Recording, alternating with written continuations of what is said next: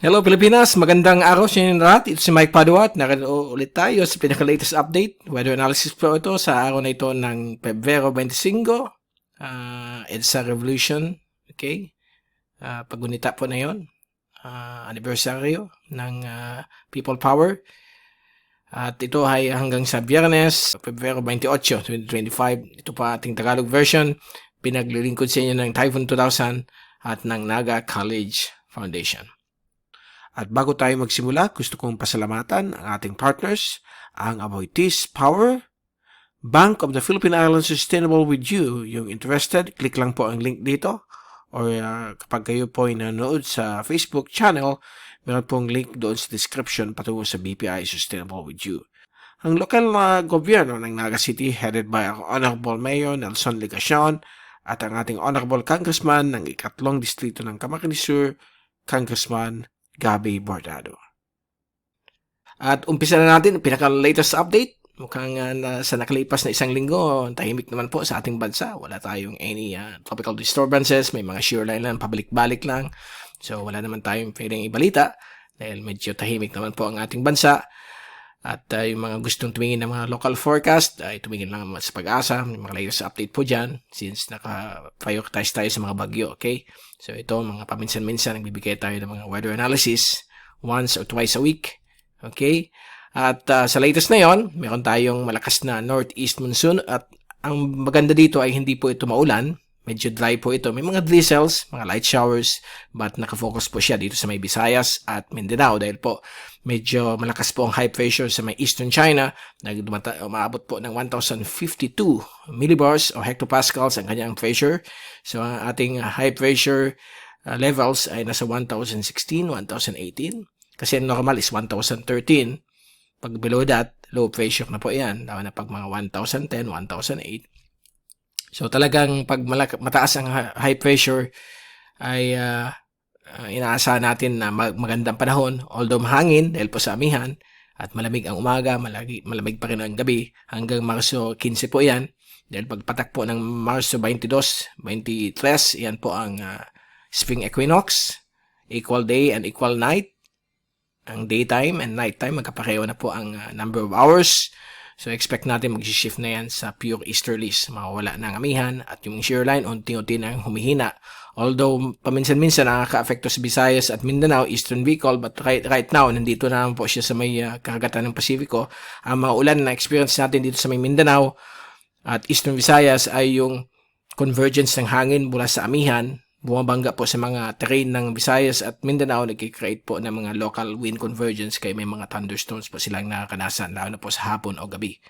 So, mag-ingat po sa mga posibleng pagbabaha, mga kidlat, pagguho ng lupa, kapag meron po mga thunderstorms.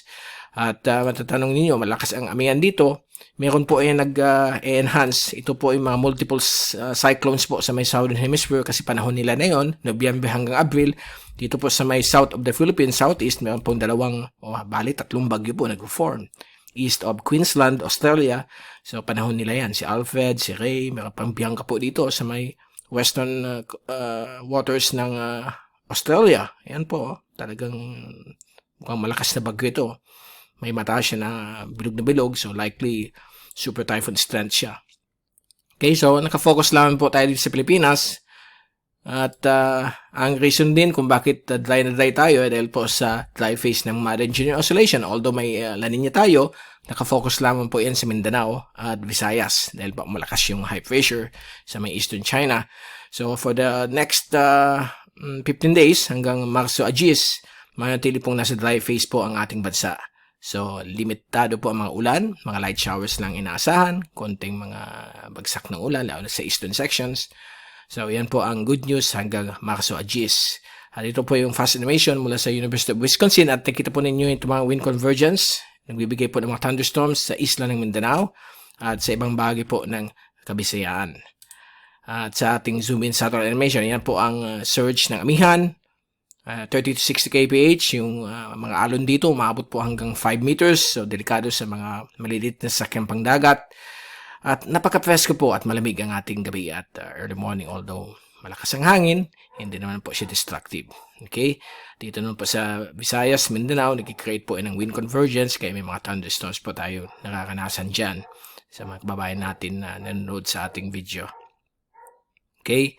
So, kapag La Nina talaga, ang Mindanao, halos everyday may mga ulan, thunderstorms, hanggang sa mawala na yung La Nina. Although, whole year round kasi maulan talaga Mindanao.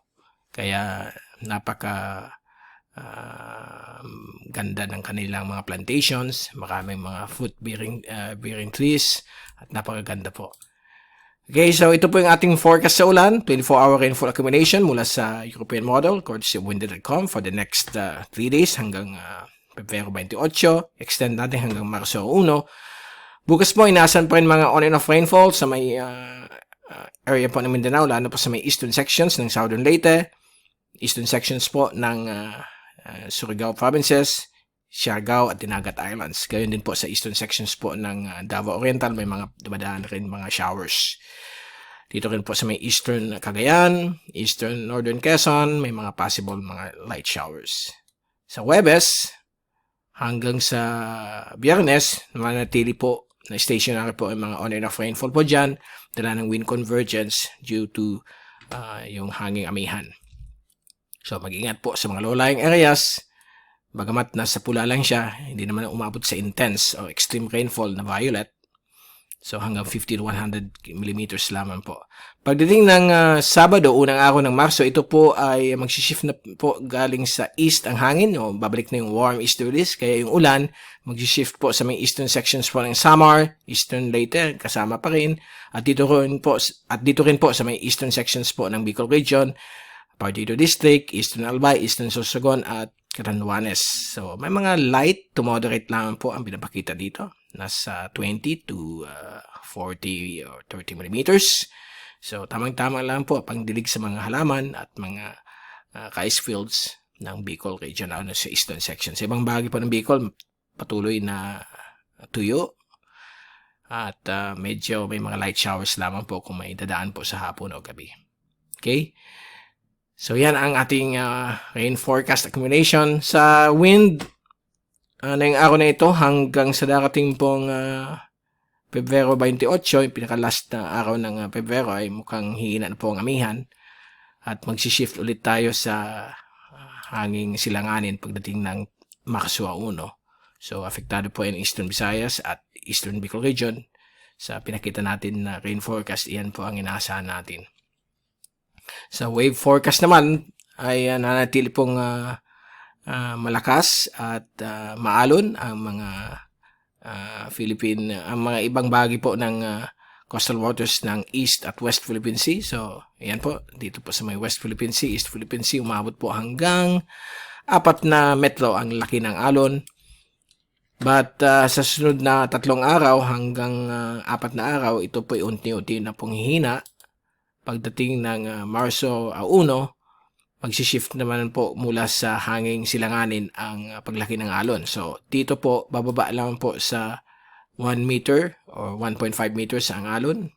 So, nasa 2 to 3 meters na po. At medyo panganib pa rin po sa mga maliit na sakyang dagat sa may eastern sections po ng Bicol at eastern Samar. Ganyan din po sa ibang bahagi po ng eastern Mindanao. Sa West Philippine Sea ay babalik na po sa light to moderate at dito rin po sa inland waters ng ating kapuluan. At very suitable po dito mag-fishing at sea travel. At dito sa East Philippine Sea ay medyo maalon pa rin po sa mga maliliit na sasakyang pangdagat. So medyo delikado, wag mo nang pumalaot hanggang sa humina. Kung titingnan natin kung ano mangyayari, mukhang hihina po ang pag-alon sa Marso 4 pa po hanggang Marso 5. Bagamat mayroon na naman bagong surge ng amihan sa may dulong Hilagang Luzon. Kung forward natin ito hanggang Marso 6, 7 at 8, yan na naman po ang amihan. So, hindi pa tapos ang amihan. Hanggang March 15 o 20 pa po ito. On and off, pabalik-balik every 1 to 2 weeks. So, magantabay lang po sa pinaka-latest nating update sa mga susunod na araw. So, yan po ang pinaka-latest natin. Habang walang bagyo, mga once or twice a week lang po tayo babalik. Okay? Kung gusto nyo tumingin ng local forecast, go to Pag-asa sa ating official weather agency.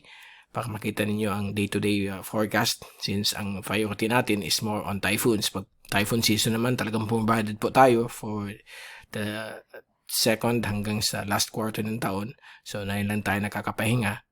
Okay, so pagpasensyahan na po ninyo kung hindi tayo nakakapagbigay every other day ng updates. At ito lang yung time natin nakakapaghinga tayo. Okay, please do understand. So, yan po ang pinaka-latest update ng ating panahon. At babalik ulit tayo na yung weekend para bigay sa inyo sa pinaka-latest sa ating bansa. Mula sa Typhoon 2000, ito si Mike Padro ang papaalam. Mag-ingat po tayong lahat. #WeatherWiser. At maraming salamat po sa pagpunod sa aking channel.